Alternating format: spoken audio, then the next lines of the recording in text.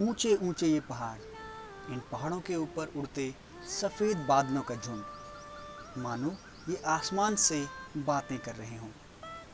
हरे भरे खेत, इन खेतों के बीच से कल कल करके बहता पानी, यही तो वास है अपनी पहाड़ी संस्कृति का। आज आने वाले कुछ मिनटों में मैं आप सभी को भगवान भोलेनाथ के एक स्वर्णिम मंदिर के दर्शन करवाऊंगा।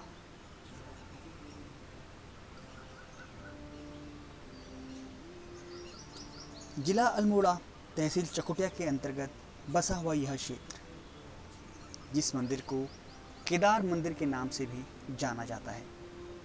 सुबह तकरीबन 8 बजे हमने अपनी यात्रा सड़क से मंदिर के लिए शुरू की। बांज और चीड़ के पेड़ों के बीच से होते हुए हमने यात्रा प्रारंभ की। इसी दुर्गम रास्ते से चलकर हमने रास्ते में हिरन, घोड़ी एवं अन्य जंगली जानवर भी देखी। तो चलिए शुरू करते हैं।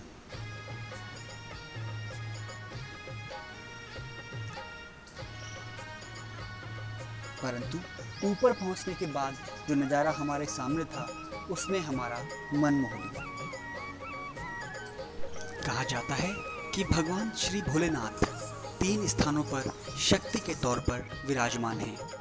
प्रथम बाबा केदारनाथ में, दूसरा यहाँ केदार मंदिर में जहाँ पर हम लोग हैं, और तीसरा वृद्ध केदार में।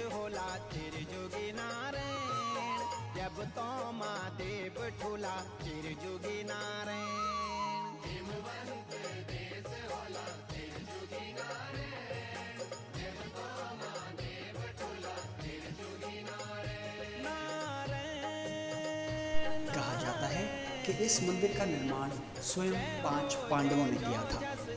अज्ञातवास के दौरान जब पांडव महाभारत खत्म होने के उपरांत भगवान भोलेनाथ का आशीर्वाद देने के लिए उनके पीछे पीछे चले, तो वे इस स्थान पर भी पहुंचे। वहां बाबा भोलेनाथ को प्रसन्न करने हेतु उन्होंने इस मंदिर में उनकी तपस्या की। इस मंदिर से 2 किलोमीटर नीचे तलहटी पर एक नदी बहा करती थी, जिसे आज पंडू घाट के नाम से जाना जाता है।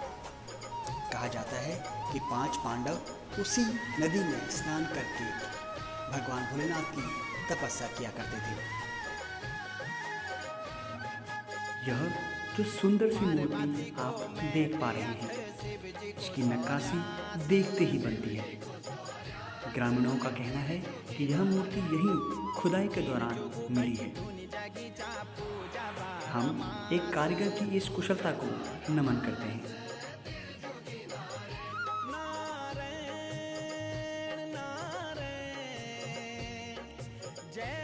यह भव्य इमारत, यहाँ की शांति, यहाँ का वातावरण मानो चीख चीख कर यह कहती है कि हमारी धरोहर बसती है पहाड़ के इन्हीं मंदिरों में।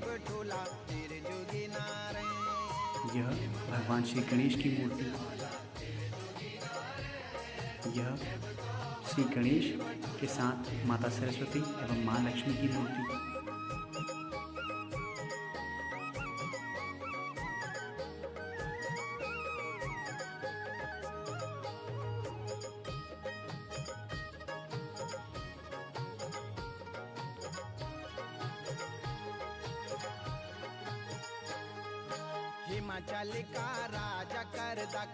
यह छोटा सा जल स्रोत जो आप आगे देख पा रहे हैं, इसकी कहानी मैं अंत में आप सभी के साथ साझा करूंगा।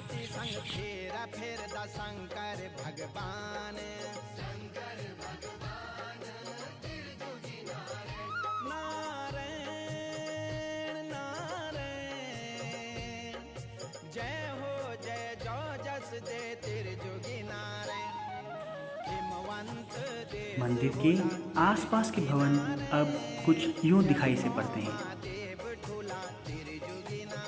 और यही शायद एक अनोखी तस्वीर हमारी संस्कृति की भी है कि आज का नौजवान अपनी संस्कृति, अपने पहाड़ों को छोड़, अपने घरों एवं अपनी जड़ों को छोड़ शहरों की तरफ पलायन करने के लिए मजबूर है।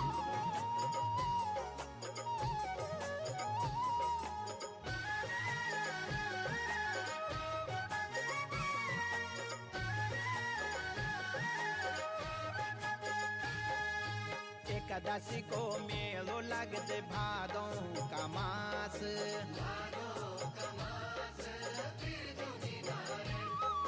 दिन दुखियों को सारो छैतों की आस।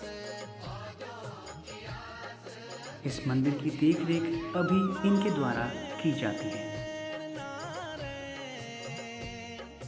जय हो जय जो जस दे तेरे जोगी नारायण। मंदिर के संदर्भ में जो एक कहानी और प्रचलित है वह यह भी है कि एक बार एक किसान इस मंदिर पर खेती करने के मकसद से पहुंचा। उसने इस ज्योतिर्लिंग के बीचों बीच संबल से प्रहार किया। कहा जाता है कि संबल का प्रहार होते ही इस मूर्ति से खून का प्रवाह होने लगा एवं रात को स्वयं भोलेनाथ उस किसान के स्वप्न में आए और उन्होंने वहाँ पर एक मंदिर निर्माण करने का आदेश उस किसान को दिया। ये भव्य घंटियाँ, ये भव्य मूर्तियाँ एवं इनके नीचे विराजमान भगवान स्वयंभू भोलेनाथ।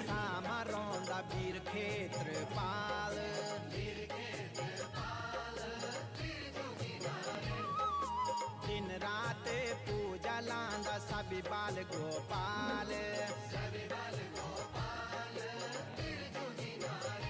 नारायण नारायण। जय हो जय जो जस दे तेरे जोगी नारायण। कोरोना काल में जहाँ पर आम आदमी का घरों से बाहर निकलना बहुत ही मुश्किल है, उस समय भगवान भोलेनाथ के दर्शन से आपकी आत्मा को अवश्य ही तृप्ति मिलेगी।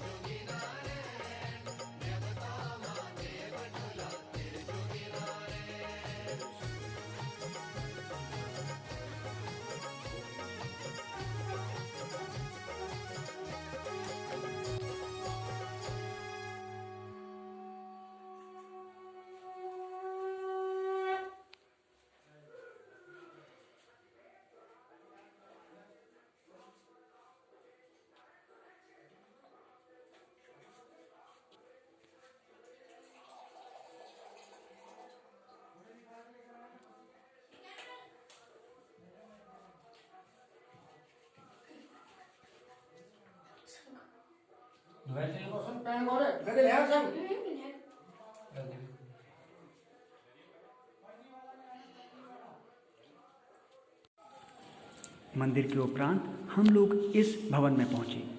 प्राचीन काल में इस भवन के अंदर पानी लबालब भरा हुआ करता था, परंतु आज जल का यह स्रोत सूख चुका है। इसमें जल के दोबारा भराव के लिए यहाँ के युवाओं ने एक बहुत ही नई पहल शुरू की है। उस पहल के चलते वो लोग यहाँ पर बांज और उतिस के पेड़ लगा रहे हैं और क्या कुछ ऐसे नए कदम यहाँ के युवाओं ने उठाया है। इसी कहानी के साथ हम दोबारा प्रस्तुत होंगे एक छोटी सी नई वीडियो के साथ। अभी आज की इस कहानी को यहीं पर विराम देते हैं। धन्यवाद।